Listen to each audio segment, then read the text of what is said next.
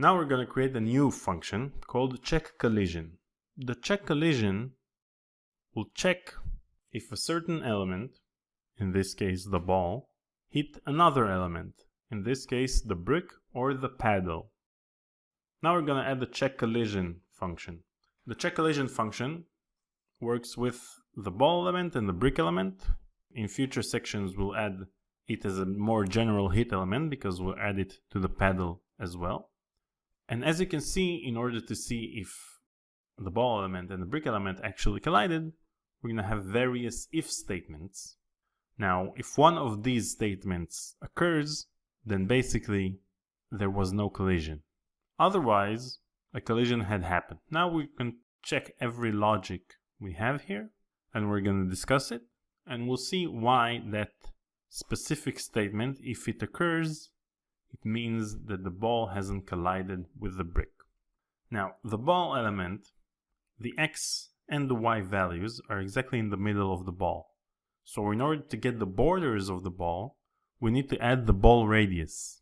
So if the ball x value plus radius is smaller than the brick element x value minus half the brick's width, it means that the ball itself hasn't hit the left part of the brick, because the brick element x is exactly in the middle. Half of its width brings us to the left part of the brick. So if the ball's right part hasn't hit the brick's left part, it means that there was no collision in the left part of that brick. Now the next statement, if the ball element minus the ball radius hasn't hit the brick in the brick element x value plus brick's width divided by 2, means that the ball hasn't hit the right part of the brick.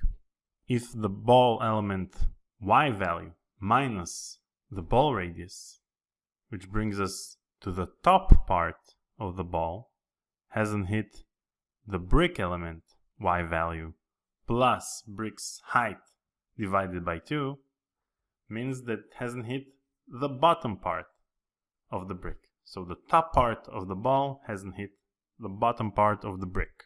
And the last statement, if ball element y plus the ball radius hasn't hit the brick element y minus brick's height, means that the bottom part of the ball hasn't hit the top part of the brick. So as you can see, what we're checking here is to see that the ball itself isn't anywhere inside the rectangle of the brick.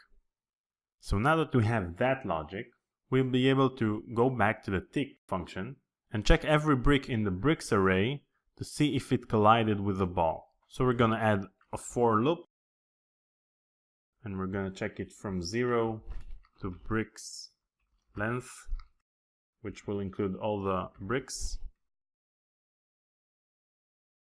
and check if checkCollision occurs between the ball and bricks in location I, so that we'll be able to check it with the loop. Then we're gonna run the destroy brick method, which we've created in the previous section. So that's it. We've added the code.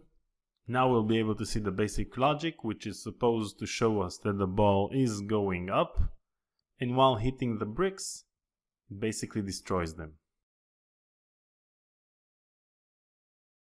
As you can see, every time that the ball hit the brick, it disappears.